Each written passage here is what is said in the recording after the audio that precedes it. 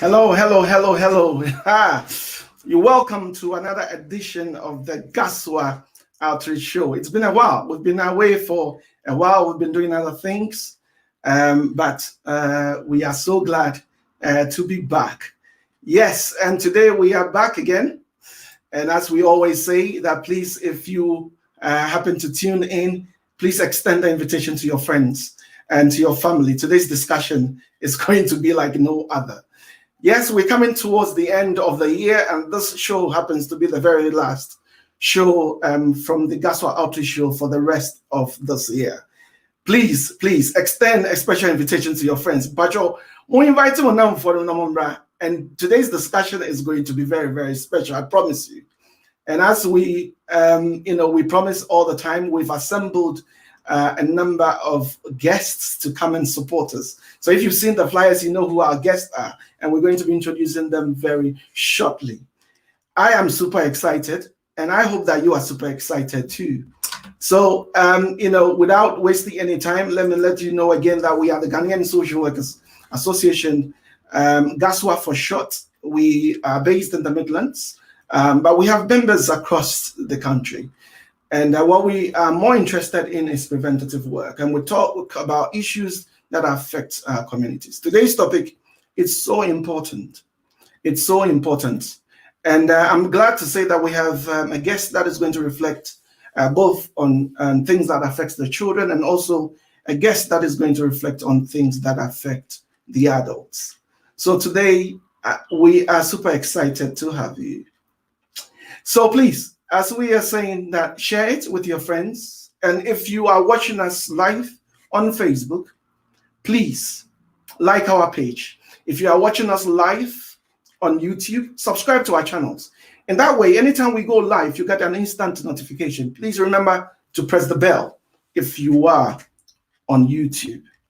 So without wasting any time, I am so excited. I'm going to be bringing our guest today. And we look at what topic we're looking at.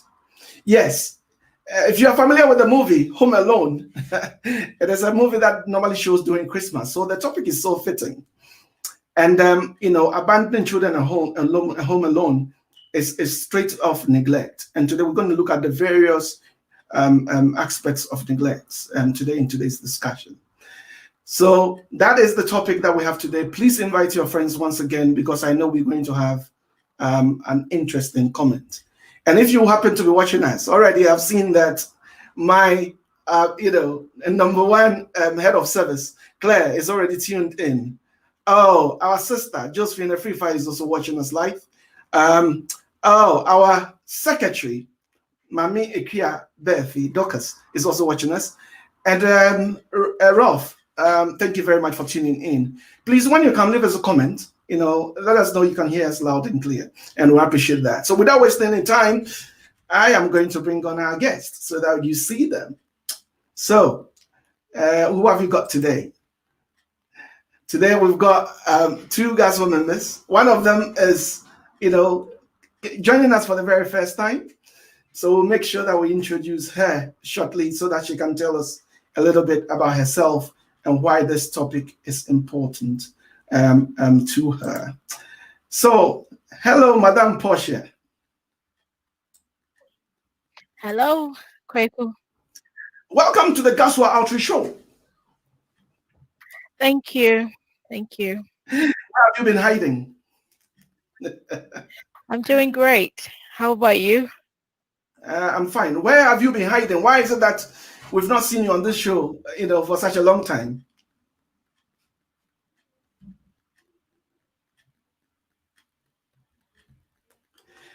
Portia, can you hear us?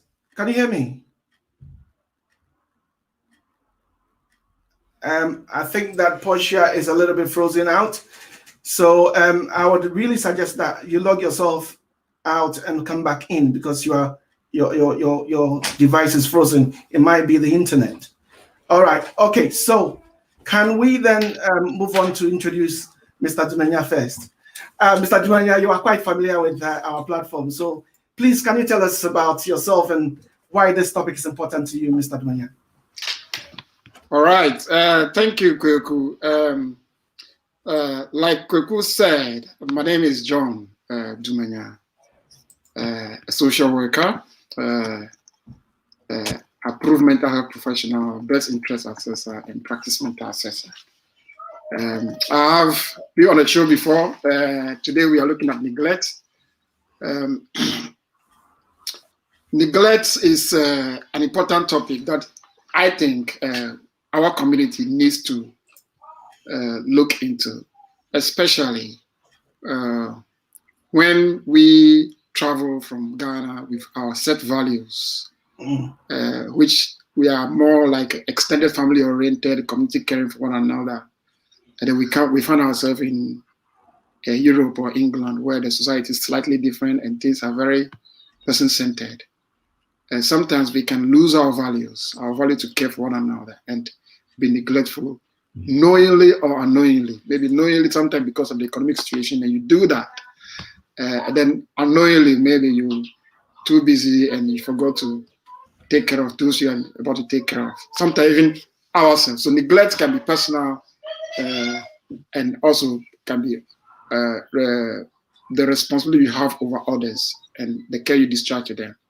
So the reason why I think this topic is very, very important to us is because we don't want you to lose your values. And also as GASWA, our main aim is to educate our community about what the law of the land says. All right, it is. And what we can do. And also there are other resources that people can use and tap into so that they don't find themselves wanting in case they find themselves in a difficult situation where they need some help so that they don't become neglectful. So this show is about to tell us what the law says, what happens, and then what helps are there that you can tap into to support you so that you don't fall into any trap. More importantly for me as a Christian and also as our community, many are believers, Jesus says we should what? Care for one another. And I believe Muslim tradition and all that also tells us a bit about caring for one another, looking after our old age and things like that. So it's important we soak into our values and then pull everything that we need and not to be neglectful. All right. Thank you very much, Mr. Dumenya. I can see Portia is back. Internet permitting today. We're hoping that it's going to be better. So let's try again and let's introduce our special guest, Madame Portia Entry. Hello, Madame. You are muted. If you can unmute your device, Portia.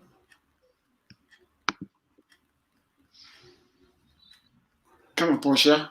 Hello, Portia. What? I'm not sure. What? Can you hear us? Yeah, hi. I can hear you. Can you hear me? Yes, we can hear you now. Hello and welcome to the GASWA Outreach Show. We want you to tell us briefly about yourself and why this topic is important to you. So I'm Portia Ainchi and I'm a social worker within the Connected Persons team. This topic is important to me, neglect, because it can be dangerous. You know, it causes a damage, even death for children and adults who are at risk of this type of, shall I say, is a form of abuse. And is one of the common reasons for a child to be subject of a child protection plan. So for me, it's important due to the consequences now and also for the future of the child in terms of things that probably we'll talk about later on in terms of how they behave emotionally, their cognitive behavior problems that comes with it, even depression. So for me, it's important that we raise the awareness of the topic and also talk about how to prevent this within our homes and our community as a whole. Yes. Thank you very much. And that is absolutely the case. We want to get into our topic today. And please, if you are tuning in, either on Facebook or on YouTube, please, we want you to be engaging with us. We want you to be contributing to the topics and the discussions today.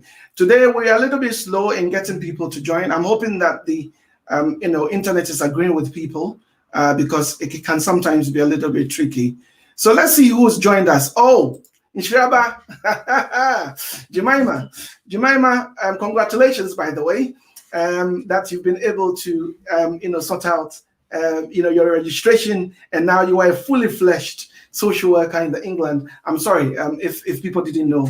I'm letting your secret out. Jemima, we welcome you. We are expecting your registration in Gaswa very soon. So thank you very much. So please, if you are joining us and you are tuning in, leave us comments. We want you to really engage in this topic because this topic affects all of us. It affects everybody, so we will be looking into it. But as we go along, please, let's, and be interactive and let's engage in the topic.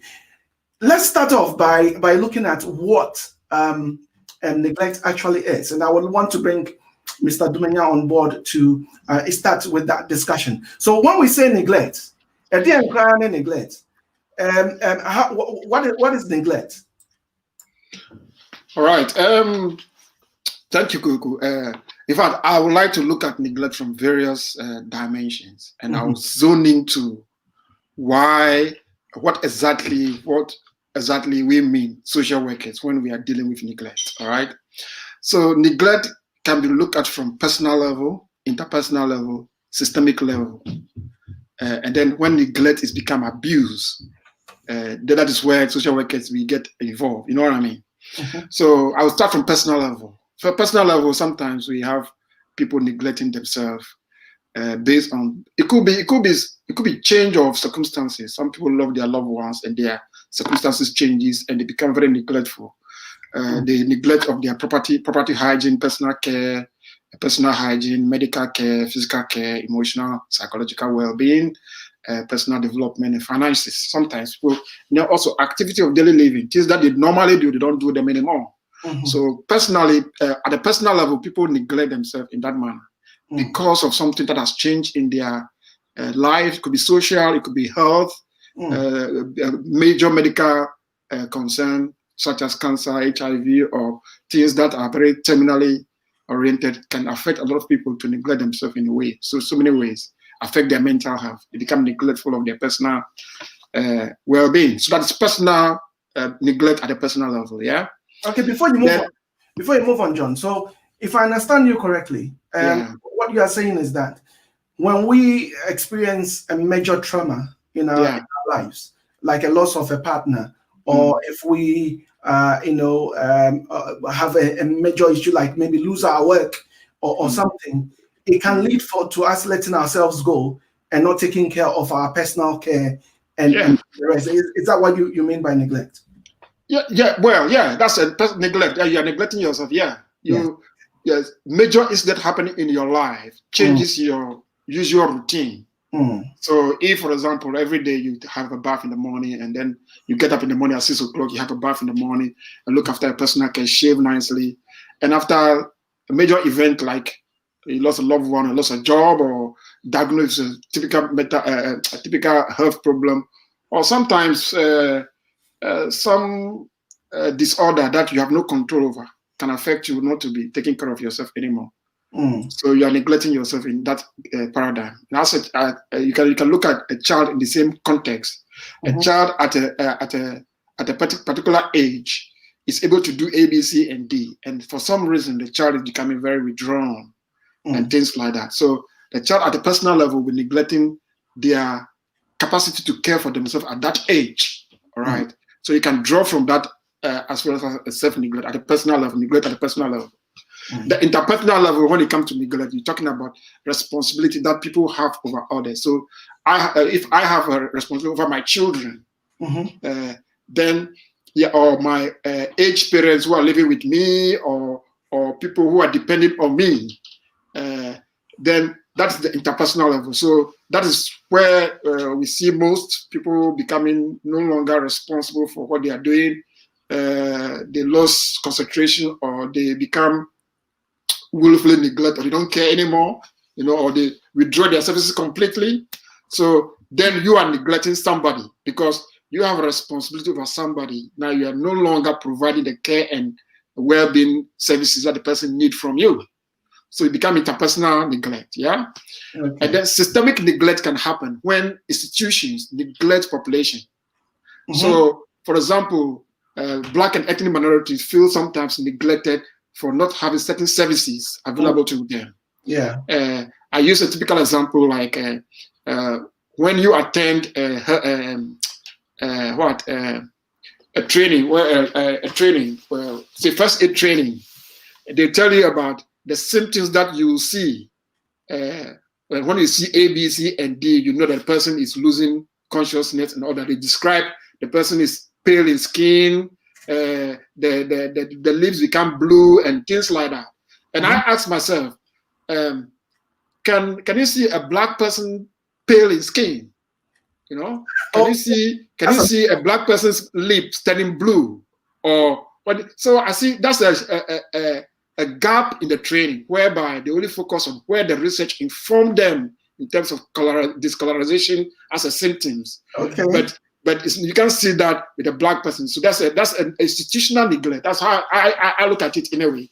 Institutional neglect. So that's another area to look at it. Now, for social workers, when a neglect become an abuse, that is where it become a concern. All right, a neglect become abuse, where a perpetrator, which is the person who is neglecting, is responsible for caring for someone who is unable to care for themselves. So people who are unable to care for themselves are people within the adult session. No, even with children. So remember, it's a responsible. Because Portia is going to talk more about children, so I don't want you to take the yeah. Okay, I'll focus on adult. All right, thank you very much for streamlining me. All right, so in for example, in adult care, if I'm responsible for my aged parents, or I have a brother who is mentally unwell, or have intellectual difficulties, and that person is depending on me for all his basic care and all that. And if I fail to provide all that, then the person end up not having this the basic care that they need. I am becoming neglectful. I'm becoming abusive to that person. All right. So that is important for us to note. Yeah. So you know you are a caregiver to this person. This person depends on you for care. And you withdraw your care, you become abusive, right? So the law can get hold of you. It can go down the line of willful neglect, which is punishable by law. Okay. So that's what we look into. Down into it, and then again, I would want to bring Portia in.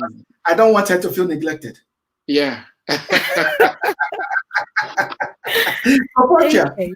Again, from a social work perspective, from a children's social worker's perspective, when we talk about neglect, have you got any definition for us? And let's interrogate the subject a bit more. So from aspect of neglect, coming from that aspect, is the persistent failure of a caregiver to meet a child's basic or psychological needs, which is likely to result in serious impairment of the child's development. So from that angle, we've got different kinds of neglect. So I will take you through to the different kinds of neglect that we have. We have physical neglect in that if a parent, or let's say a caregiver, is not able to provide food, so physical food, clothes, shelter, or even supervision adequately for the child's safety, then that's classed as neglect. For example, like we were going to give a number of examples around that. Let's talk about supervision. And our topic was clearly stating home alone. So, for instance, let's look at the scenario of a single mom that needs to go to work. So it's not intentional to leave this child home alone, but then it's circumstances, isn't it, where you feel that you need to maybe rush and go out and do the work. So it's quite difficult in that scenario. You feel your 13-year-old or your 12-year-old can't stay on their own. So when we talk about neglect, we need to consider the circumstances why that neglect is happening. I'm not condoning that it's okay to leave the children, aware that can be dangerous because leaving that child, every child functions differently. So in the UK, we haven't got a specific age that we can leave, apart from babies who are not mobile. Portia, I don't want At us the to jump. topic. Okay, so shall I look at the difference? So physical neglect. We'll be spending a little bit of time on Home Alone. I don't know whether you can hear me. Can you hear me? I can hear you, yeah. Good. We'll be spending some time on Home Alone, but let's go through the types of neglect, and when we come to Home Alone, we'll look at that specifically. Okay, so I've talked about the physical where children's food, clothes, shelter needs are not being met. So shelter, it could even be a home where it's very overcrowded, where the children haven't got space to even do homework or sharing beds, and it's just uncomfortable. That can affect children significantly in terms of their emotional well-being.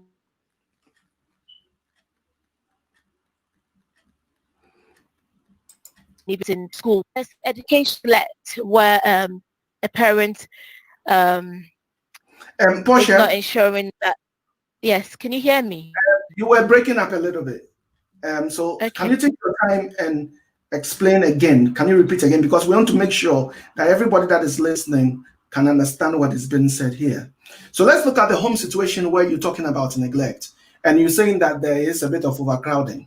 I mean, we know that from where we've come from in Ghana, sometimes we have a lot of family people sharing rooms, sleeping next to each other, sometimes no distinction between, sexes. We're all mixed together, and sometimes, things happen in the midst of it. So please break that down a little bit so that we understand what you mean by overcrowding in the house and how that can be neglectful.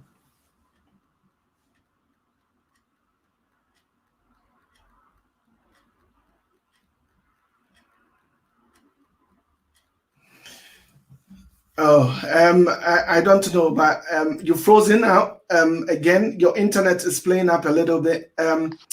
Maybe I would say, can you try re-logging on your mobile phone, and hopefully maybe we'll be able to carry on, because I think that the internet is letting us down a little bit. Let's bring John into the discussion as Madame Portia tries to reorganize herself, because the internet is freezing constantly. So maybe you log yourself out and then come back in on your mobile phone, and hopefully that might be better. Okay. All right, Mr. Dumenya. Yes, Kweku. The internet is not helping us today. Yeah, is mine okay? Is my internet okay? Because I don't know how I'm doing. Yours is okay. All right. Okay. So, Barbara was talking about some of the types of before, Portia, sorry, before her internet, froze out. Yeah, I'll try and see what I can cover, what Portia was trying to cover. Then I'll add the adult side of things as well, so that we don't lose her on children's side. And now, Portia is saying we have different type of neglect, and he's talking about physical neglect, which is lack of basic care. So if a child needs a care, like food, clothing, shelter, these are physical needs of a child. So if we fail, as responsible person caring for this child, fail to provide these needs, we are neglecting the child. That's what it is. And the same applies to adults as well. If now you have an adult dependent on you for all these needs, food, shelter, clothing, you are the one who gives them food, and you don't give them food, you are neglecting them. Basically, that's physical neglect. That's what it means. Now, the next one is emotional neglect. Now, for children, the next one is educational neglect. The next educational neglect is when a child needs education and you don't provide a child education. It's against the law, really, if you don't send a child to school. So basically, you are neglecting the child's educational needs. Now, when you come to adults, John, don't move on too quickly. Okay. Let's break down the educational neglect. Okay. Because, look, so children can present in school, and they've not been washed. Yeah. They start smelling, and then the friends start teasing them. Then they lose interest in school, and before long, they don't really want to go to school, and they start ranting. Yeah. So that could be it. And then we look at taking interest in your child's education. in detail. So can you please share a little bit more light in terms of the educational neglect? And if you are listening to us and you are watching us, or you are tuned in, please give us some of the examples of how we can end up neglecting our children within the education system, as John makes an attempt to explain it further.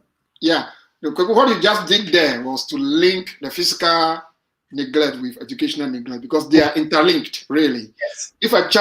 If you're not looking after the child's physical needs, like clothing them properly, and they end up ending in school in a scruffy clothes, or not bathed properly and not fed properly, then they are no longer paying attention to education. You are failing them in their educational need, and they will get bullied at school, and they don't want to go to school anymore. So educationally, you are neglecting them as well. Now, when it comes to strictly speaking about educational neglect, is where what you've mentioned earlier about the child needs education. Every child needs to be. The child cannot. You see, the child is depending on you to get him dressed, and take him to school every morning and bring him back to school. And if you don't do that, it's part of the neglect. You are neglecting the child's education. All right, you are neglecting the child's education if you don't provide, if you don't supervise the child's homework. If you don't supervise, if you don't ensure that you are keeping in tune with the school, making sure that your child is doing well at school, linking up with the school teachers, and then getting feedback, attending a parents' evening, you are being neglectful. All right, but you see, so let's leave, because we've got a lot of types of neglect to go through. Before you go on that, what about the babies? Because we talk about the fact that children are not developing properly because they've been neglected, and they are not stimulated within the environment. So what about a baby that doesn't go to school? How are you neglecting the educational needs? No, that's the next one. When you talk about babies, you are talking about stimulation. That's emotional. That's emotional neglect. Okay. Yeah. So babies, we don't talk about education with babies. Education, when we talk about education, we mean strictly formal education. Okay. Now, so what about when we are raising children, we are giving them training. We are developing emotional attachment with them. We are getting them to experience their environment. Yeah. So that is altogether we call it stimulation. You are stimulating the child to develop properly in a particular way. So it is education, but it comes under care, emotional care, and upbringing. So so when it comes to emotional neglect, we're looking at nurturing a child. Yeah, how you nurture a child. Yeah. Stimulating the child's needs. Yeah, you can neglect a child by ignoring the child, by humiliating or intimidating or isolating them, or keeping things that stimulate them away from them. You know what I mean? So those are things that leads to neglect, emotional neglect of a child. And then the next one will be medical neglect. And everyone needs health and social care some point in their lives. Now, some people may have some medical condition that needs care. So, children, for example, at birth, they are expected to have some immunizations. So, part of parental care is for you to ensure that the child has received the immunization that they want to receive. Now, it is not by law you should do, because people choose out, but it's a requirement that you do. Now, should something happen to this child because of lack of not getting the child immunized, you, the parents, you are liable to be labeled as being neglectful of this child's needs, because the child has not made that choice not to have that immunization. You made a choice for the child. You know what I mean? Let me just go back again. When it comes to adults, right? Because I'm combining the two now, okay? So when it comes to adults, educational neglect comes in the form of withholding information from an adult person to make informed decision. All right. So, for example, if an adult if you have information about how to claim benefits and you don't give that adult that information, you are withhold that information from the person. You're not educating the person. We use the word enablement. Give the person information for the person to make informed decision. When it comes to older people, sometimes we see the person lack capacity or doesn't lack capacity. We need to give them chance for them to make the decision. If you don't give them the information, you don't educate them, you don't highlight all the concerns, you are neglecting the person's educational need or enablement. You're not enabling the person. All right. And then when it comes to emotional, it comes in the form of adult being insulted, denial of things that they are entitled to. So again, medically, again, it applies to adults as well. The person needs a medication, suffers from mental health disorder, needs a medication, and he relies on you, the caregiver, to have that medication. And you do not provide the medication, you are neglecting the person's medical needs. Yeah, yeah, and there are so many of them. Medical needs for adults and children can be neglected in terms of diet control. Some children need their medical needs met by a specific diet that they need, especially a child with a diabetes condition, including adults as well. They have to eat in a particular food. Now, if you don't provide that food for them, you are neglecting their medical need because the food now becomes a medical need. All right? So hold on there 1 second. Hold on there that 1 second. Yeah. We want to break it down a little bit, and I know that Barbara is making, Portia is making attempts to get on, and I think that we're hoping that the internet would agree with her. But you mentioned a very important point that sometimes, it is what we give the children that can actually be neglectful. That if a child has got type 2 or type 1 diabetes, and that would mean that there's it has to do with insulin, and maybe you are feeding them with a lot of sweets and a lot of high fat content than by the food that you are giving them. So actually, we talk about home cooked meals that are healthier. So by feeding them things that are not healthy, we are actually neglecting the children. So we are buying maybe chicken and chips too much, and we are not cooking at home. Then that can be neglectful. Yeah, sure. I think there's something that we need to establish here. Some parents, they may be accidentally neglecting the child because of lack of knowledge, right? It becomes willful neglect when you know that this is what the child needs and you don't provide. Okay, so it is important for parents to be educated on children's needs. So what you said is right. You don't feed a child that is obese or that is needs a special diet.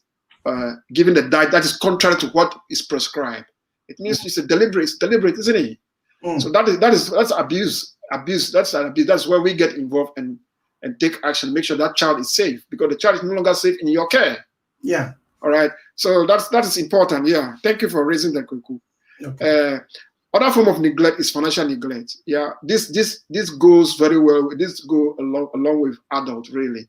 When an adult person is entitlement is denied, is not given to him. So that can lead to a lot of poverty. Yeah, not claiming benefits can lead to poverty. So we need to make sure they have money to spend. So it can be financial neglect. Other forms of neglect could be environmental neglect. So living conditions. Now, this environmental neglect applies to both children and adults as well. Let's say a child with special needs. How needs their environment adapting for them to be independently mobilizing themselves in the home. Now, if the environment is not adapted for that particular child, the child environment is disabling the child. It's a bit technical. Can you break it down? So you're talking about a child that has got maybe some disability. They can't move around a little bit. No, the child has a disability. You can let me use. There are different kinds of disability. Let's say we can think about visual impairments, right? Or let me use a typical example. No, that would be complicated. Let's do visual impairment, right? A child, if a child has a visual impairment and you clutter the child's environment with things that the child will be falling on, then you are not being caring for that child. You are neglecting the child. You are not making the environment conducive for the child to survive. So you are putting the child at risk by leaving things in places that the child will strip on them and fall because of his visual impairment. So that's why I say environmental neglect. So you know that this person has a visual impairment. This person is going to be walking about with A, B, C, and D, and is likely to fall, and you don't put these measures in place. Another example is you have a baby, a toddler crawling around, and you know that the safety gate will keep this child from falling on the stairs, and you do not put a safety gate. You are being neglectful, right? And a typical, this could be technical, but people with autism, right, want their things put in a particular way, in a particular order, in a particular position. Now, if you move things around for that person, they get disorganized, and you are making their living conditions so difficult for them. And you complain that it's difficult, it's challenging, you can't manage. It's because you are neglecting of the child's environment, things that things that make the child live peacefully or healthy, well in the environment. So environment is a big thing. Okay, hold on a bit, because I can see that Portia has changed devices. We can see that the device look a little bit different, and hopefully you can be able to join the conversation. So if you are listening, we're still talking about neglect, and we're looking at the types of neglect at this time. Please share your comments, and I can see that there are a few comments that have come through that is really, really important, and thank you for all the comments that you've been sharing with us. Our outreach lead, Rama Angela, is saying that babies and toddlers need stimulation through the use of appropriate toys and learning materials. That's why we're talking about education. So that stimulation is part of education. By using those appropriate toys, they are learning through play. Thank you very much for that. And Obaya is also saying that not playing with a child or paying attention to them is or their needs is also neglectful. So when we're talking about that as well. And again, suitable home environment, John was talking about that you are making sure that the home environment is conducive and congenial, especially if your child has got some needs.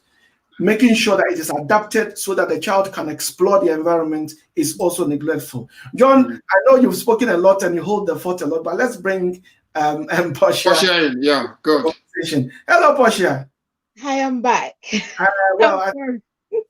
Yes, it's back. If you could have rotated your camera a little bit, then it will be full screen and we'll be able to see you.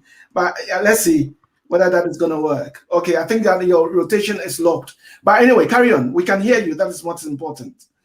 So, unfortunately, internet has not been agreeing with you. So you were talking about some type, and it froze out. So go on and tell us about some of the. I don't know whether you heard John whilst he was talking. So I think John has mentioned most of the types of neglect, physical, and we've touched on education. I was going to talk about neglect that even happens sometimes before a child is born. So sometimes when a mother probably has mental health problems or maybe uses substances during pregnancy, that could be cannabis, cocaine, maybe alcohol, she may already neglect the child in the womb. So that's something that we need to be mindful of, that people are not aware. The children can actually break it down a little bit for us. That is really important. How because we have conditions called alcohol withdrawal syndrome. Fetal syndrome. Can you tell us a little bit about that? Because people think that, well, if I have a little bit of wine, that is fine, or I have a little bit of drink, that is fine. So how is that neglectful? Because you've got a fetus growing inside you, still a child, and they have feelings as well. That's what sometimes we say when there's domestic violence, even children that are not born, they can still feel the impact. So we have a mother who is pregnant and continue to maybe abuse drugs, like I said, or alcohol. That's affecting the development already. So when the child is born, it could be that they might suffer some significant disabilities, or even cognitively, they may not be all there. So we need to be mindful of that, because it does have implications on the child's development and the outlook, especially when the child is born. We could be losing something which can be a direct impact of that sort of abuse happening before even the child is born. Thank you. Go on. Tell us about the other types that you were talking about. I don't know the types you've touched on. So emotional abuse. Yeah, go on. Yes, emotional neglect. Yes, go on. Okay, so emotional neglect. For instance, I will probably say I'm talking from children's perspective. Children need love and affection, Mm. and sometimes whilst I'm talking, I'm going to be speaking some chi, because there's some things that we do as parents that we are not even aware of. Oh, free Mm. hawk, you know, ya kola bi Yes, o wa no ye clingy or person. Oh, free hawk, atiatiano, ningila, you know. So we shout on the children, they feel that, and that's not obviously going to make a child happy. Or all those things are things that we need to be mindful of in terms of the emotional impact on the child, because that child obviously is not going to feel loved, and that nurture that the child needs from the parent is not there. So we need that, in that sense, that child gets that child's emotional needs are neglected in that sense, because they probably want to say something, and that sort of built-in fear for children to be able to even tell their parents things, because oh, if you're called penny kasa men kasa, you know, that kind of thing. So in that sense, we are building bringing up children to be not being open. It affects their confidence, it affects their self-esteem, because they feel inside they are not able to express themselves in a way. So these are some of the things that we need to be mindful of. Thank you And very much. I hear you. Go on. Is there any more? in terms of, okay, so we can go on and on, but you asked the question. Anyway, I think we should need to move on slightly. That's yeah. fine. I think we need to move on slightly. Let's look at the science of it. So, I mean, how do we notice that you know, there's some neglect happening? From a children's and I wanted to bring John in. So John is now on our screen now. So let's John start that conversation, and then you can add to it. All right. So we are on the science of neglect, right? How do we know that this person is being neglected? Yes. Now I'll be focused now that Portia is back fully. I'll be focusing on adults. Whilst Portia take care of the children's side. Is that okay? That's fine. Yeah. Some of the things that we see physical. I think we can look at the science of neglect in the same paradigm we did look at the type. So you got physical science of neglect, emotional, educational science of neglect, emotional, medical science of neglect, financial science of neglect, environmental science of neglect, socially, religious. In fact, I have put religious or faith neglect and financial. Now, physically, you're talking about the person becoming, looking very well. If the person is being neglected of clothing, shelter, and food, the person is underweight. Yeah, not looking tidy, not dressing properly. Personal hygiene and care is poor. Yeah. The person has no money, no food. You go to the house, you can see no food. So social workers will come to somebody's home. Sometimes even the police. Some of the calls that we get, the social worker goes out. The police come to the house. Somebody called. The person is very lean, no food in the fridge, no heating, no gas, and the person has nothing, no money even to buy food. So those are physical signs you see. All right. And then the person lack awareness, confused. Educationally, the person doesn't even know how to claim anything. And so those are some of the things that we consider. Those are signs of neglect. Yeah. Emotionally, the person is very out of touch with reality. Yeah. Sometimes they are very vague in their answers. You can tell from the way they are speaking that they are not really connected to anything at all. So they are very withdrawn, low in mood, cannot be motivated, very difficult to motivate them emotionally. So medically, they don't have medication, or the medication, if they have a medical condition, there's no medication there to take. There may be some of the cases that we get, an adult or an elderly person may be found wandering the streets, yeah, with a big scar on the leg, and that has not been attended to for a very long time, yeah. And then environmentally, we come across cases where people hoard a lot of things in their property, Yeah, and you go there, there's no space. The whole place a fire risk. Yeah, those are the signs you see. Okay.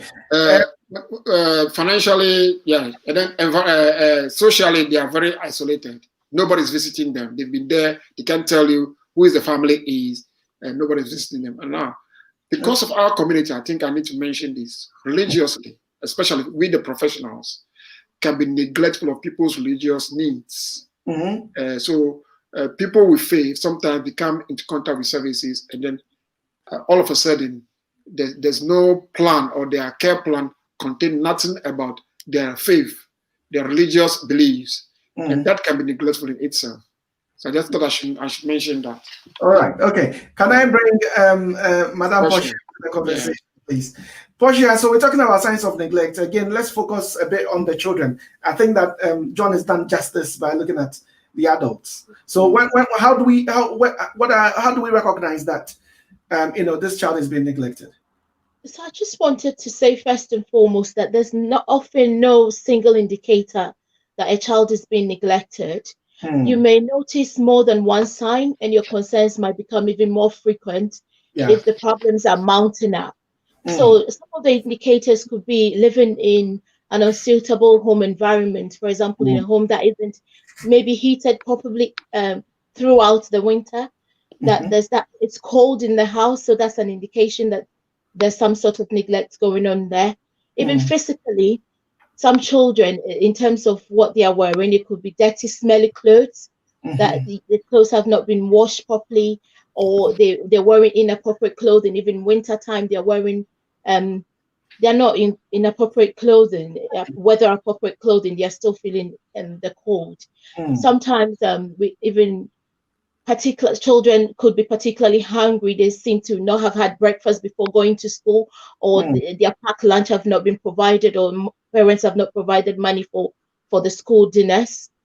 And there's another thing: children being left alone at home for a long period of time can be a sign of neglect. Some of the children could also suffer from poor health, which may include untreated injuries. Sometimes a child could fall ill and paracetamol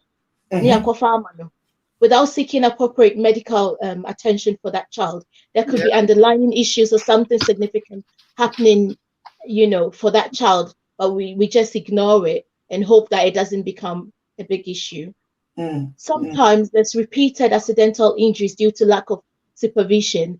Some children are generally very hyperactive, and it's interesting how parents manage that situation within their homes, because they will come with all sorts of injuries, and how are we managing that? So you tend to see repeated accidental injuries due to lack of supervision, or parents actually finding out that the underlying issues around why this child is like that, or do we need to get the counseling? Have we got an issue that we need to address? Because if the child is always getting injuries, or we need to address that.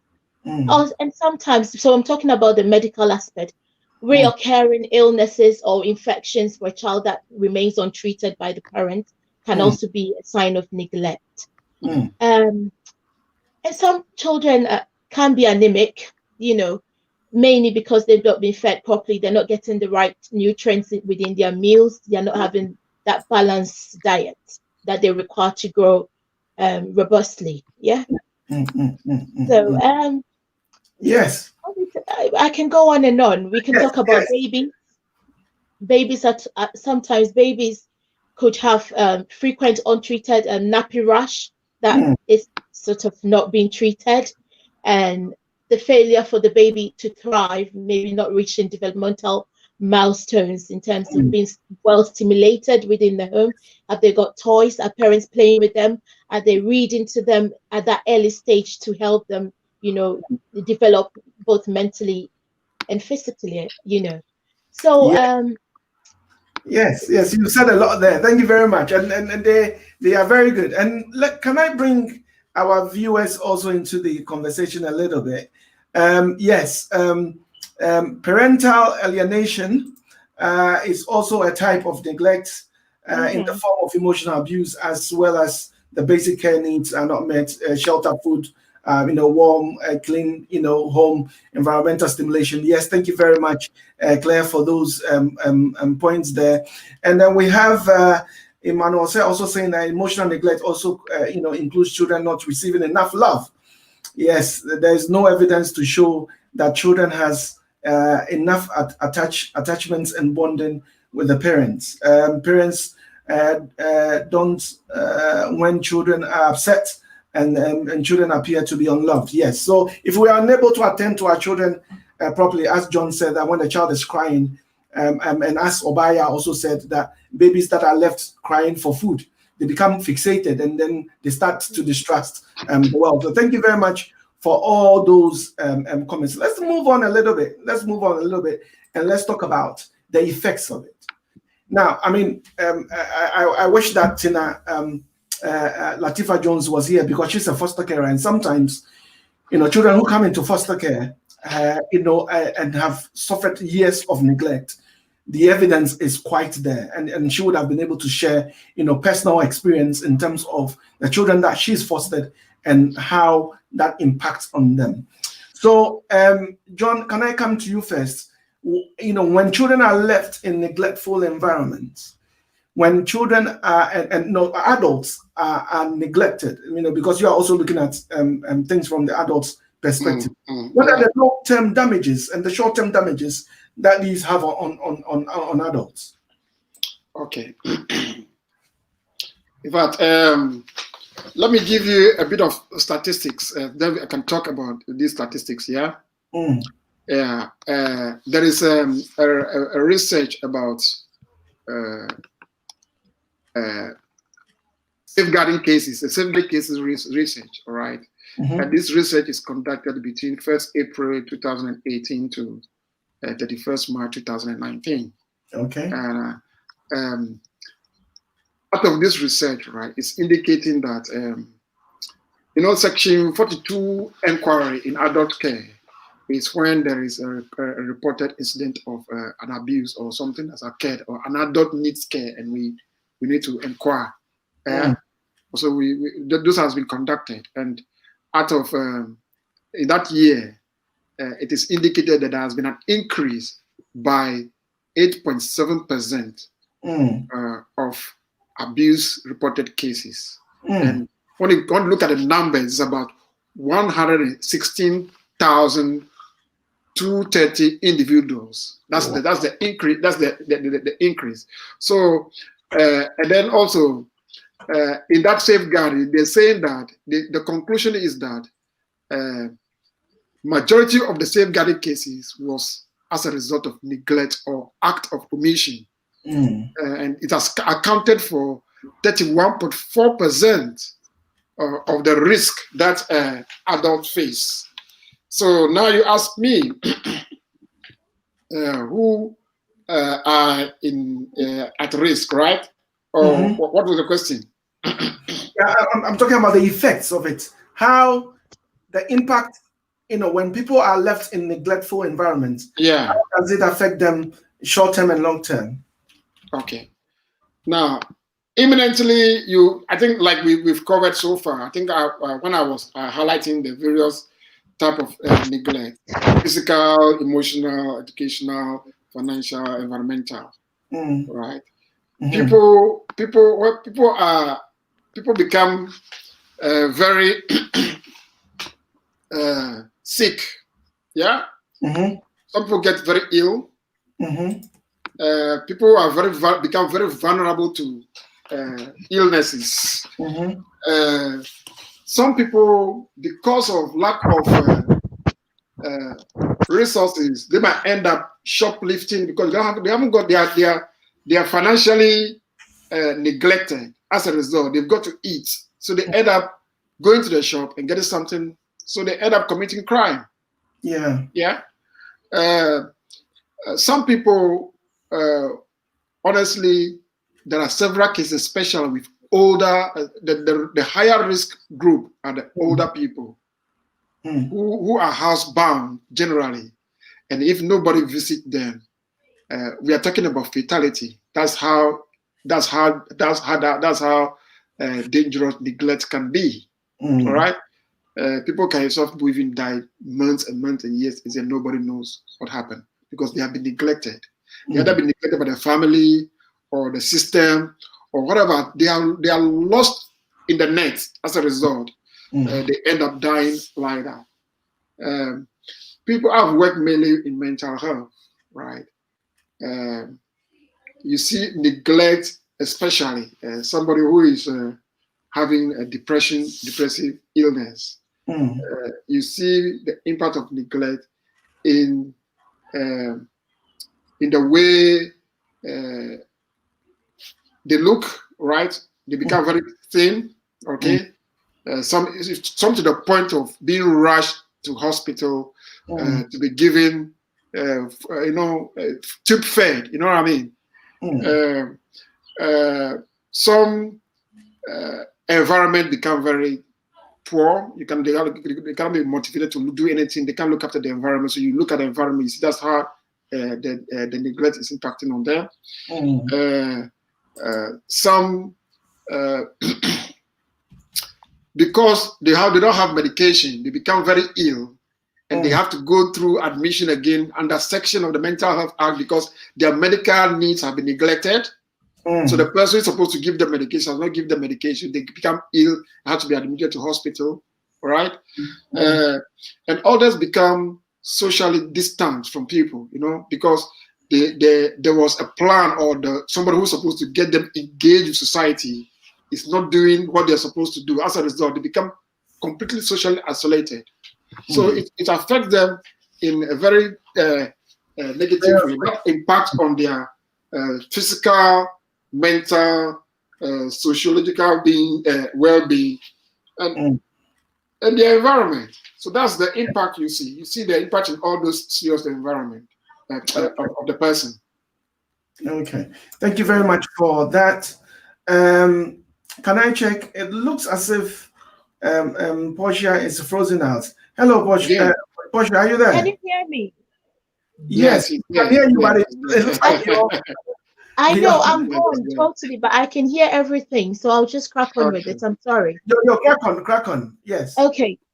So yes, in terms of children who are experiencing neglect, they may display unusual behaviors or behaviors that may change. Yeah. So you may also notice or become aware that a child has poor language or communication or social skills because they haven't been brought, they haven't been brought up in that manner, isn't it? In terms of the language, if there hasn't been any communication where the child has been neglected, it's not been part of the family activities, they struggle in terms of language. Yes. You sometimes see children who are withdrawn suddenly, or they seem depressed in a way, they are anxious. Some children become clingy. Some other children can be aggressive or display obsessive behavior, particularly for example, some children, when they are playing, you can see that they want things that are not even theirs because they haven't had it. So when they see somebody's thing, they just want to have it. Not because they are greedy or anything, but they just want to own it because they've never been given even a toy, True. Some children get tired, particularly tired. Some of the children, they struggle to concentrate in school or even participate in activities that are ongoing.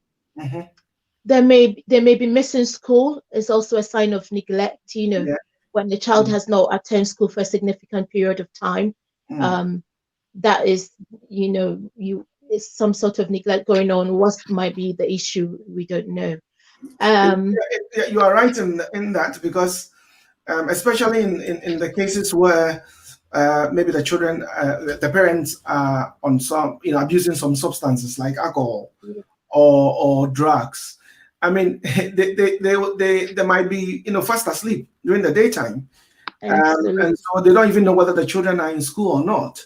So yes, that could be a typical example of that. Anyway, carry on.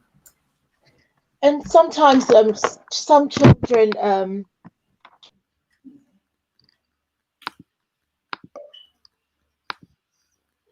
hello, you've disappeared from our screen now. Portia. Sometimes these devices, they let us down. Yes, but yes, Portia was talking about the effects of it. Yes, she's coming back. Wonderful. She's coming back. Hello, Portia.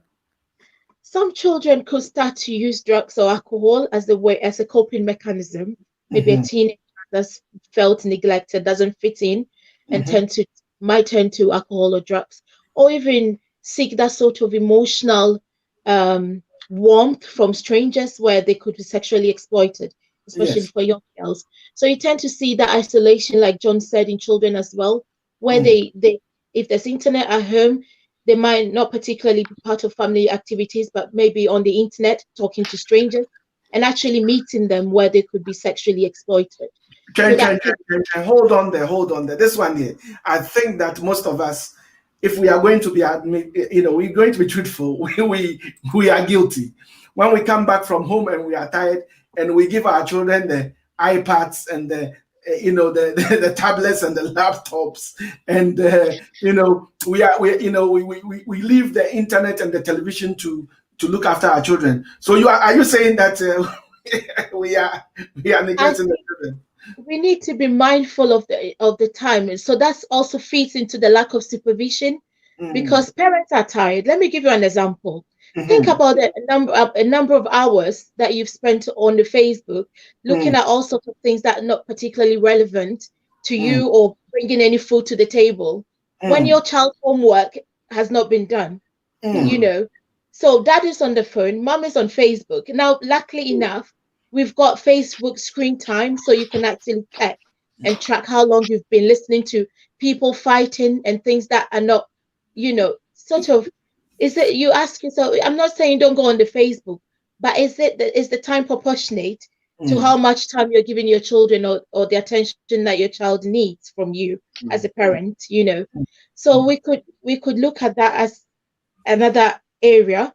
But with the iPad, like I said, some teenagers, it depends on the age of the child as well. Some children, you can never really tell what they're doing on there, but it depends on the relationship. Some children could be teenagers, but quite innocent in a lot of areas, isn't it? They're not the typical teenagers that you probably have at home. So they can confide in you. They're very affectionate. They're still cuddly. But some teenagers tend to hide away in their rooms. But the question I'm sort of posing is, how much do you know what your child is accessing on the internet? And how are we checking all of those things and actually teaching them how dangerous these places can be for them?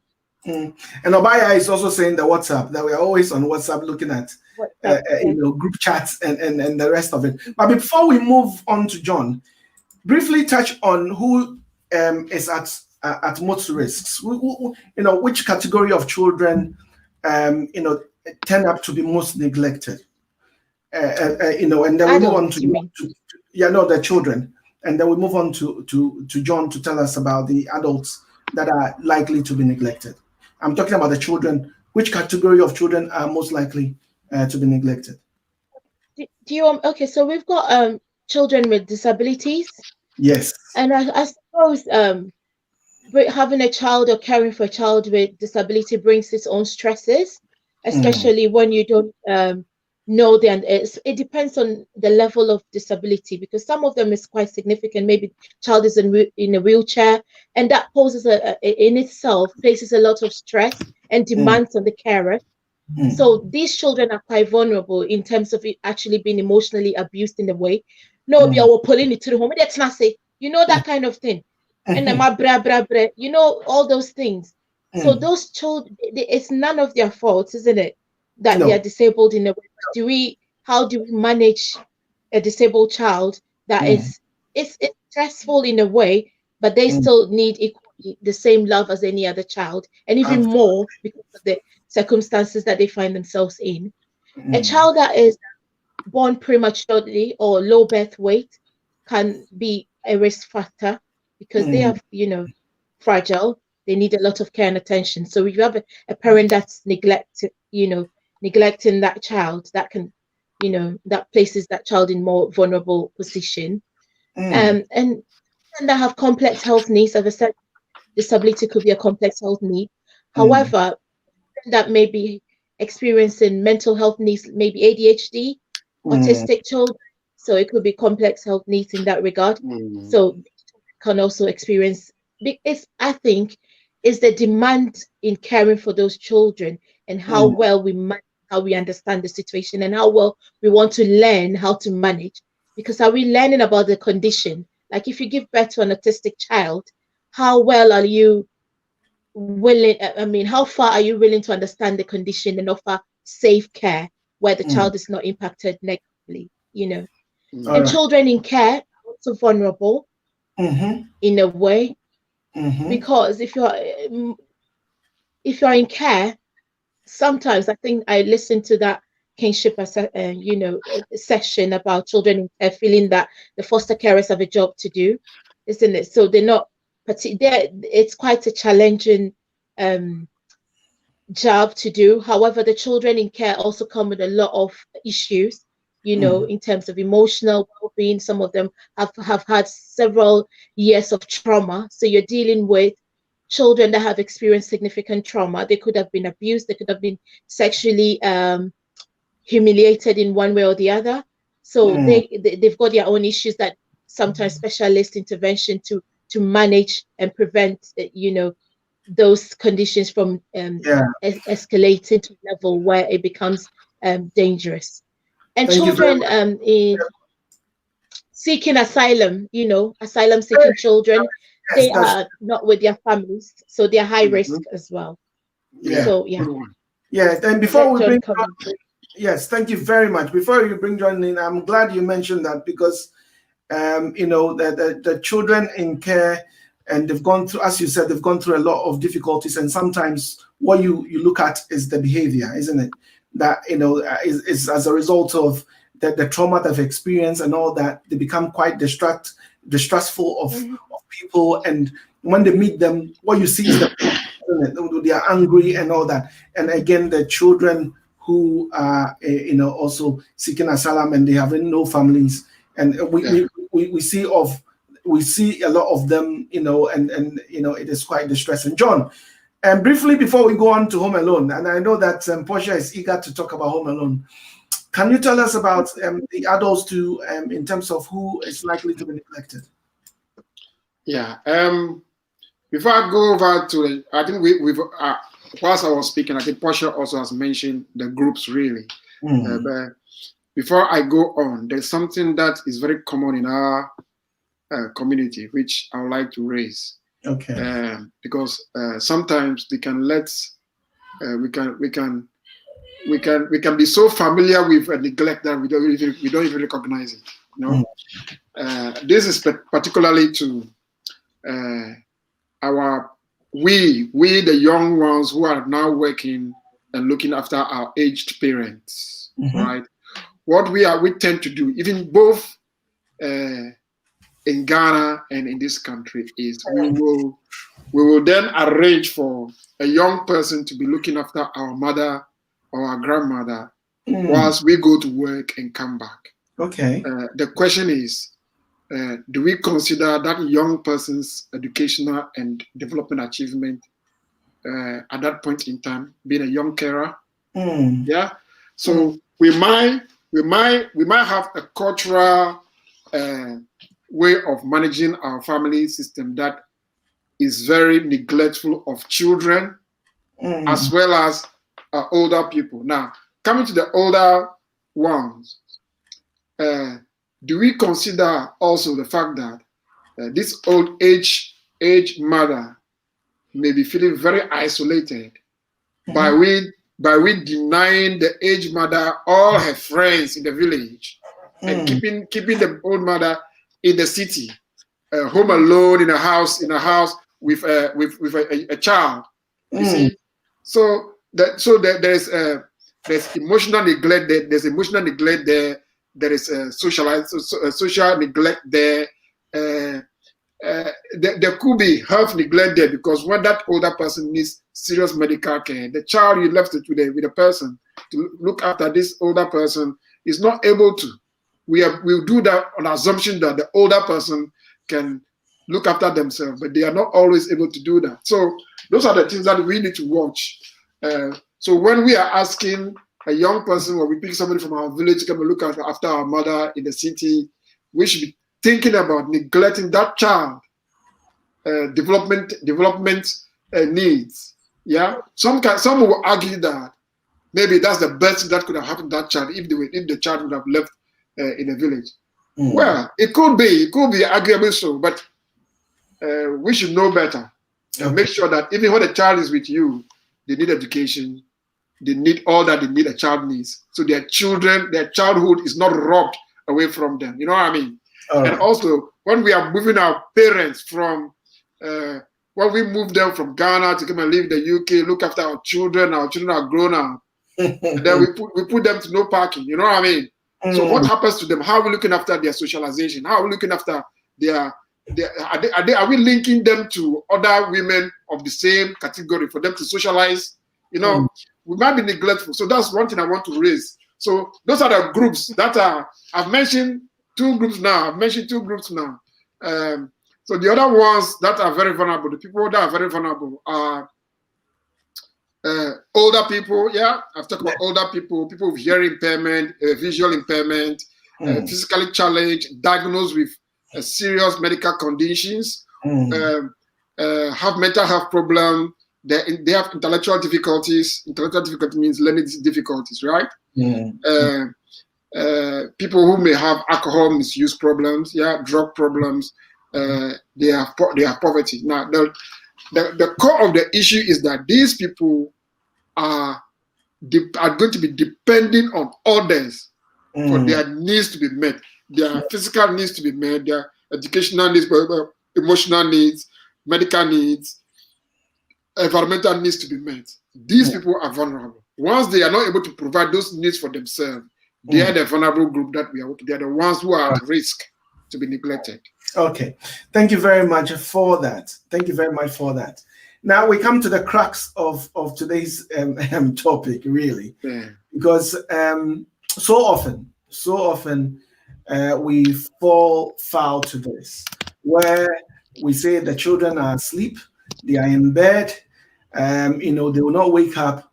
Let me go quickly and go and collect their siblings from school, or let me run to the shop.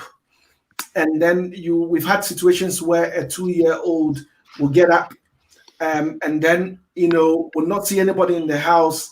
They panic, or they are screaming, and then by the time you return from wherever you've come, you come and see police officers and sometimes social workers sitting in your home waiting for you. It's happened so many times. We find parents running shifts.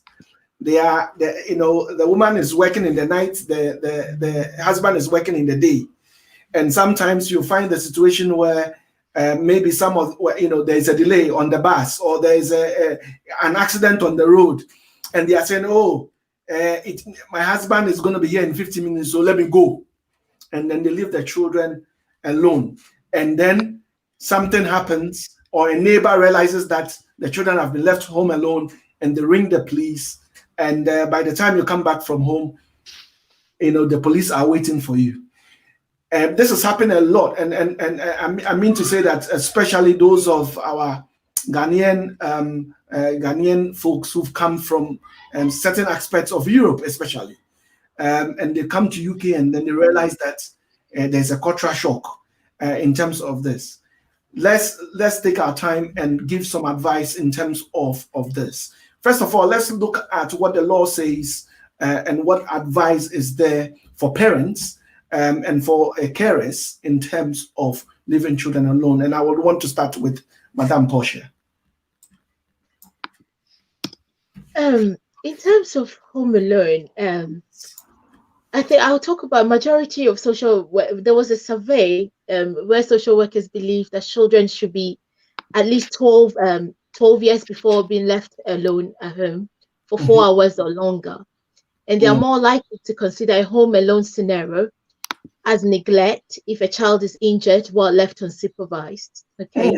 So even for a short period of time on leaving a child alone can be distressing, for a child. And most children under 13 years that I know will not be able to cope with an emergency situation. So why does the law not specify, as far as the law that specify an age is not very clear, you know, when a child can be left alone, and as maturity and understanding differs from, you know, child to child. So if you're asking the question, on to John to tell me that age, because I'm still not clear on the law. Well, yes, okay, all right. So maybe let's see what does the law say in terms of that, Mr. Dumenya. Is the law clear in terms of what age that you can leave your children home alone? I think there's we have looked into this. I think as social workers, we have this issue in terms of what clearly the law says, and there's no clarity about the law about in terms of age. However, the law is very clear about neglect. Yeah. So willful neglect means that you deliberately left somebody unattended to who is depending on you for care. So when it comes to that, there's no way around it. A child is a child. The law defines who a child is in this country, right? We know that anybody below the age of 18 is a child.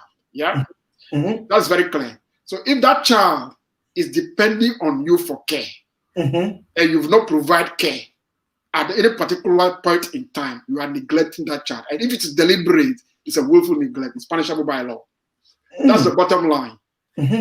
All right. So it's not going to say at this age you can leave them. No, a child is a child. Okay. And you are responsible for the child's care. So okay. Now we have. Let me give you. We have a scenario. You know, I work as an EDT worker, emergency duty worker, and there are so many cases where parents leave their children and go to work, especially in our community. You know, especially in our community, it's just a situation of maybe the husband is traveling from work coming down, and the wife has to leave early and go to work, and then they just miss each other, you know, and then leave the child at home. And this child is hanging on the window, and the neighbor sees, and then call the police. You know what I mean? The police is there before you came, all right? The police is there before you came. The social worker is there before you came home. So at the time that the child was left alone at home without a responsible adult looking after that child. That child needs a care from a responsible adult. That is not, you see, that is a neglect. Okay, it's automatic neglect for us. Yeah. John, hold on a bit. Yeah. When our children get to year 6, they are allowed to come home by themselves because we want to teach them independence. Yeah. Yes, and then especially in secondary school, they can come home by themselves. Yeah. So there might be a situation that you've not come back from work. So. And I mean, the children in secondary schools are 11 and 12.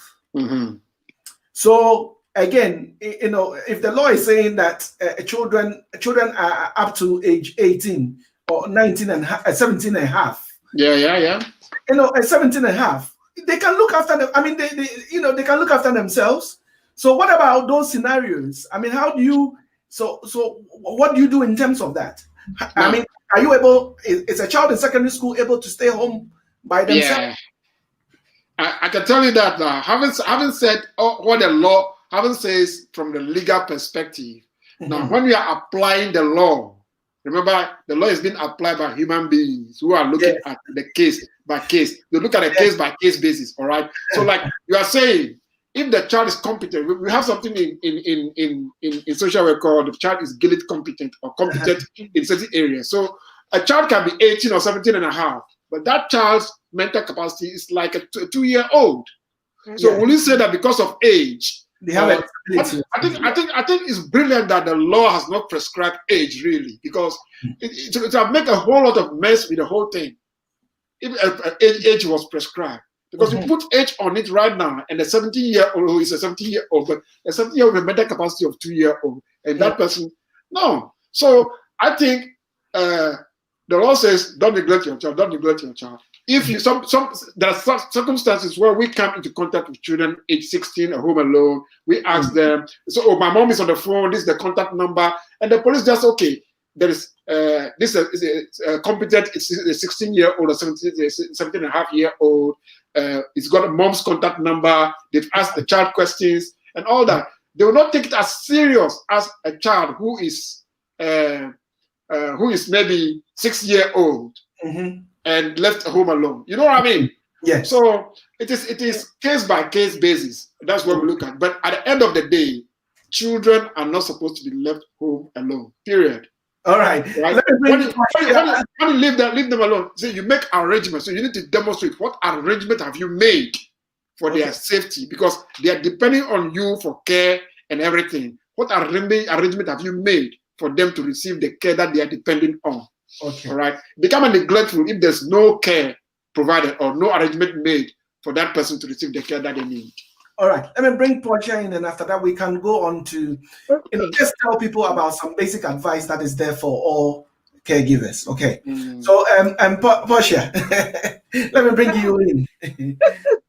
I absolutely agree with you, John, on that. I think every matures differently, so it's almost impossible to to have a one-size-fits-all law for every. Yeah. Oh, come on, Portia, you gone again. Portia and her internet. So I'll say that a child who isn't old enough or who doesn't feel comfortable should never be left at home alone. If this is the case, the best way is to look into childcare options that might work for your family. What the recommendation I know is that babies and toddlers should never be left home alone. Exactly. There's a recommendation also that for children under the age of 12 years shouldn't be left at home alone for long, but it doesn't say how for long. They're saying children under 16 years shouldn't be left alone overnight. Over 16 years shouldn't be left alone frequently for long periods. Portia, take your time and break it down, because now you're giving the advice that is there for all of us. So otherwise, some of us will miss it. So start all over again. What is the advice? To start from babies and toddlers. So it's a no-no. Never leave a baby or toddler alone. When we talk about children under the age of 12, the recommendation is they shouldn't be left alone for long. But this is also dependent on what John was saying, their own mental capacity. Yeah. Because under 12 could be any age, isn't it? And then again, I suppose what we need to look at is that child, is it a disabled child, or what is that? What does that child under 12 look like? So what they're saying is, and also when we come to the ages, a child under 16 years shouldn't be left alone overnight. That's the recommendation from overnight. So let's break it down a little bit. The two things that you said there. Let's break it down a little bit. The two things that you've said there. In terms of the children who cannot be left overnight, it is very clear. They're saying that under the age of 16, isn't it? So if your child is 15 and a half and you leave them overnight, then you are likely to get into trouble. They're breaking the law. Yeah, it's a recommendation. But then it could be that child is okay to stay over. So long as there's no, it depends. Like I'm saying, parents need to look at their own children's capacity to reason and do things that, if you feel that you're 16 years, shouldn't be left alone overnight. Yeah. Overnight. If you're going for a night shift and you're leaving your child and this child gets hurt, then you know that you will be held responsible, because that will be classed as neglect in one way or the other. All right. And they're saying children should never be left in a home that could put them at risk. And what does that look like? A home that comes with maybe dangerous objects. There's a knife there, in the electricity, that, like we were talking the other day about carbon, there's no carbon monoxide. If like there's a fire, children do experiment a lot. When mummies are, can we go and try and make pancake because we want to make it, and then there's the fire, and there's no fire alarms, so that home environment already is not safe because there's a fire. The fire has already started and nothing is going off, and these children are in there alone. So again, I think you've hit on a very important factor here, that are children competent to handle a case of emergency? Exactly. Are we teaching them? Are we teaching our children what to do in case of fire? Are we teaching our children what to do? For instance, if you collapse at home, do your child know what to do? Do your child know the address? That, can the child be able to talk the emergency services into coming to rescue you? These are some of the important things that I think that the thing that you are talking about raises. How competent are our children? Because we've heard stories about 5-year-olds where their mother collapsed. They were able to pick up the phone and they said, "Mommy is not waking up. Call 999."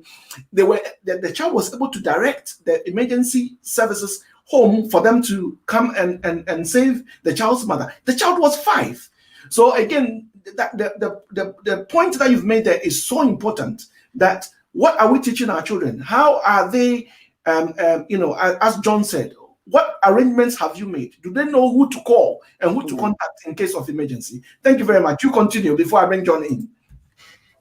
I think it's intentional parenting, isn't it? We need to make that intention to teach them, even if it means writing the numbers on the fridge, or putting some numbers there, that if this, and having that meaningful conversations around safety. And even if it could be a case that mom is at home but has collapsed, and we have a mother that's on the floor, a dad that's collapsed, what is that child going to do? So, and things like that can happen. So it's about having those conversations, because we cannot hide from things that are natural. These things can happen naturally. You can have a heart attack. You can just collapse because you're feeling tired, or something can happen to you. But have you had those conversations with your children? Have you been able to have that open conversation around, if something happens to me, can you do this A, B, C, D? And that's also dependent on age. So I think that's where. All right, I'll bring John in. John, what about when you've got, let's say, a 15-year-old at home and the sibling is about 6? Or maybe, let me make it a bit more juicy. You've got a 13-year-old at home and the sibling is about, let's say, 4.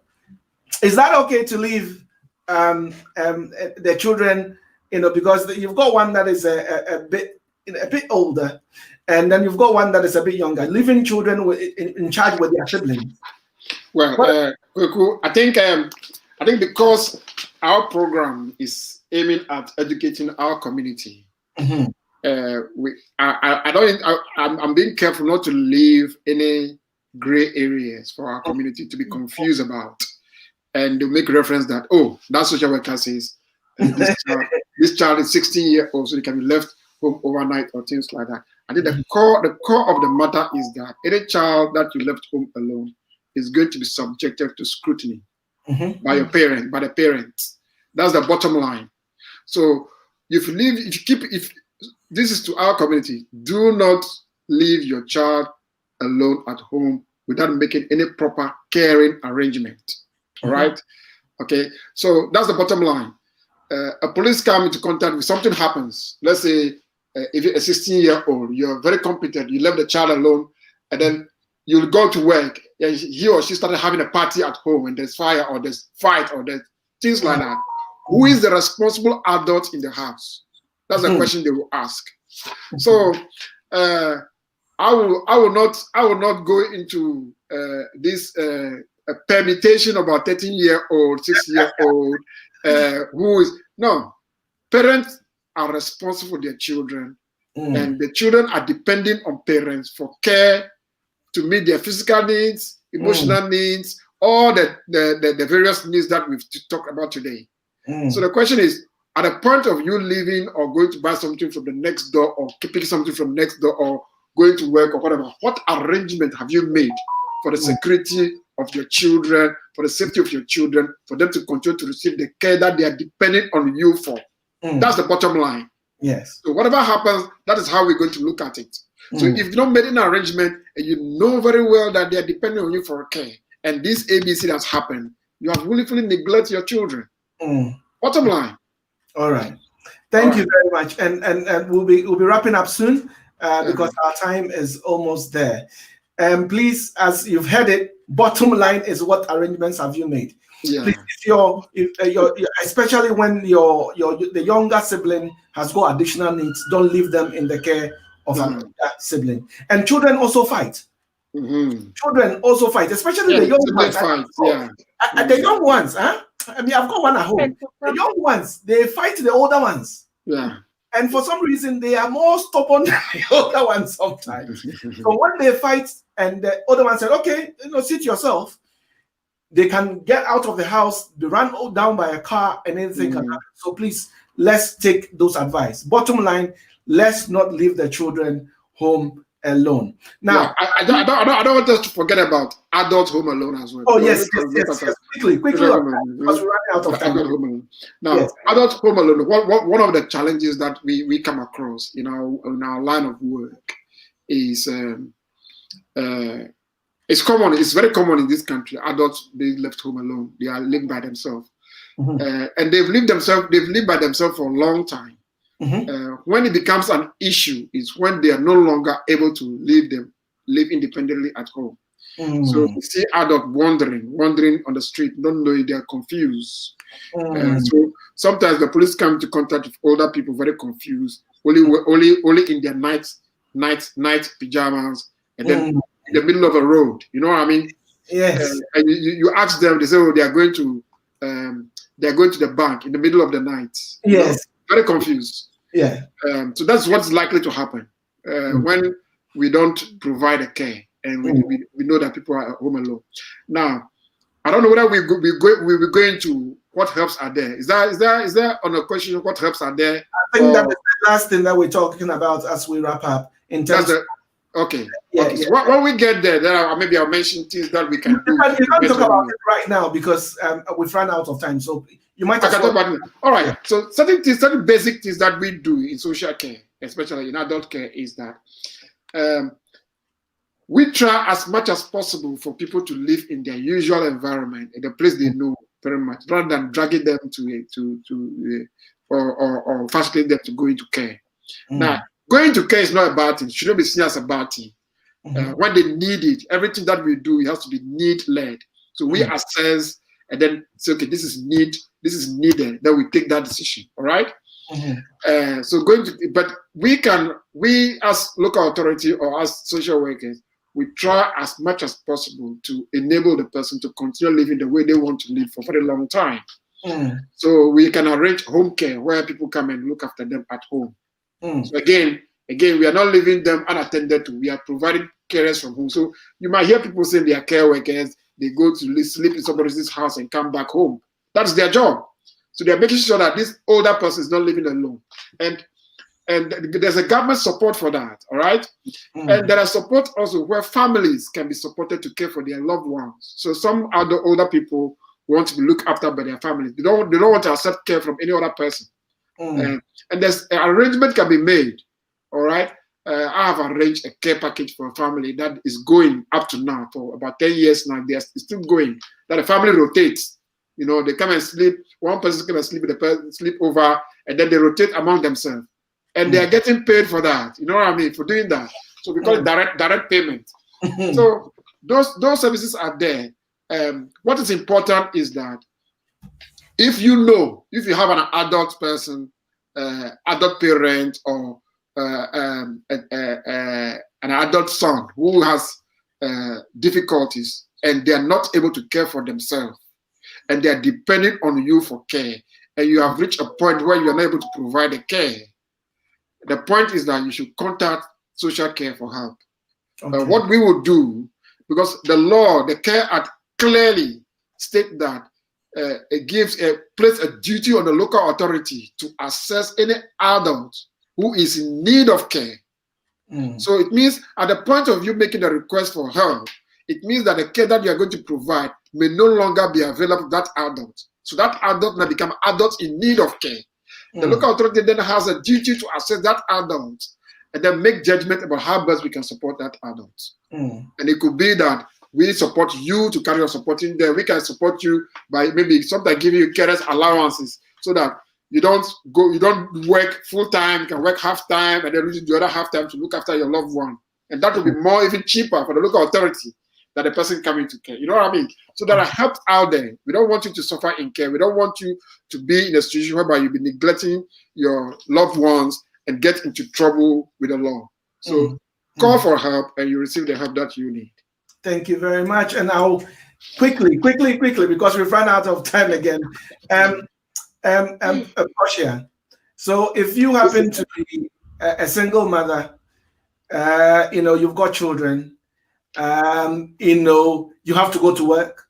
Unfortunately for you, you have no recourse to public funds. You can't get these benefits. What then should you be doing in order not to neglect your children and not to leave them home alone? So what can you possibly do to ensure that your children are not neglected? Kwaku, I think just as John said, it's all about seeking the support, because where a child is involved, the local authority has a responsibility towards that child, regardless of whether, because at the end of the day, if the child is going to experience neglect, it's quite significant. So I'll say building a strong social support network for the family is important. But talking about no recourse to public fund is going into a different arena. However, I know that from working in child protection, we've been able to support those families as well, because a child is still a child, isn't it? Regardless of whether the parents have recourse to public funds or not, they will obviously be able to support them in that regard. There is early help that can develop long-term positive relationships with the parents and offer them the support. The school, because every child goes to school even when the parents don't have, recourse to public funds. So it's more about encouraging parents to seek support and when problems first emerge, and then talking to a child and their parents and carers to understand what support is available and to them. So that they can friends, And the church community is very important, isn't it? Yeah, and the church, we've got communities. The church is quite good. If we've got mosque, they are quite good like that can support. So it's about knowing and accessing community resources to the best of your advantage, really. And signposting families, we can signpost families to services as well. And this includes, I believe, adults will have places that can be signposted as well. So know your community, know the support available. Know your community and know the support available. Finally, your final words. How do we create, this is a question that we normally ask in most of our sessions, an enabling environment for our children and families? For me, I think an enabling environment starts from the home where we live. I believe significant positive relationships within the home creates a very good atmosphere, loving atmosphere. It's not every home, there's always going to be an issue within the home, but our ability as adults to manage those situations where we are minimizing stress, where we are not bringing our stresses and our pressure on the children is quite significant. So what I will say to our viewers is fight your battles well. Think about the children when having arguments, argue when they are sleeping, but make sure that it doesn't escalate to the point where it's affecting our own emotional well-being, where we cannot cope and manage, and the children having to suffer for adults making unreasonable decisions. Thank you very much. And we'll be coming to John finally. John, we know that some of us, because it is a problem that affects a lot of us from Africa and other places. We have two homes, isn't it? We want to build a home in Ghana. We want to build a home in Nigeria or in Jamaica or wherever that we've come from. And so we have pressures on us, because if we don't build a home in Ghana, somebody will say you are a consiapeni, you've not done anything for yourself. So that some of those things will eat into our finances and affect the care that we offer our children and end up neglecting them. What advice are you going to give in general and also about this? Okay, you want me to talk about children or you want to talk about adults? Adults everywhere. Okay, I think the general advice, first of all, we are speaking to our community, right? Yes. So our community, we are faith community, so it would be appropriate for me to highlight on this. The topic today is about neglect, and we are supposed to be caring for one another. All right, we come from a background where we've received care from the community, and we've all grown up. We find ourselves here. We need to give that care back. It's not part of us to be neglecting our family, so we need to make that very clear. And also, as Christians or as Muslims or as faith people, our religious tell us that we should be very caring, and there's a reward for it. The law is very clear. You say what? Honor your parents, for that your days on earth to be longer. You know what I mean? Yes. It's very clear. So neglect is something that we should be very, very not to let that happen in our community. But it does happen. We know that does happen. So like you rightly said, we are working, we have so many priorities, pressure, not even that. The pressure from home alone on you will make you do certain things that you would normally not do. I guess the reason why we organize this program is that you can be trying very hard to manage those pressures by working around the clock, and then accidentally or mistakenly leaving your children at home and then getting into trouble with the law. You may lose your job because you have when you are working in certain areas and you committed an offense against a child, like willful neglect, you will not be allowed to work there anymore. So you need to get the balance right. All right.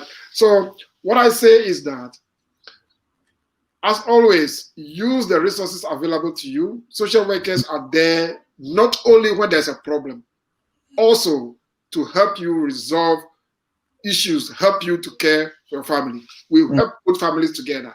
So contact for help. That's what I can say, like I said before, for now. And with adults, remember, when we are looking at neglect, remember all their needs, social needs, financial needs, health needs, and all that.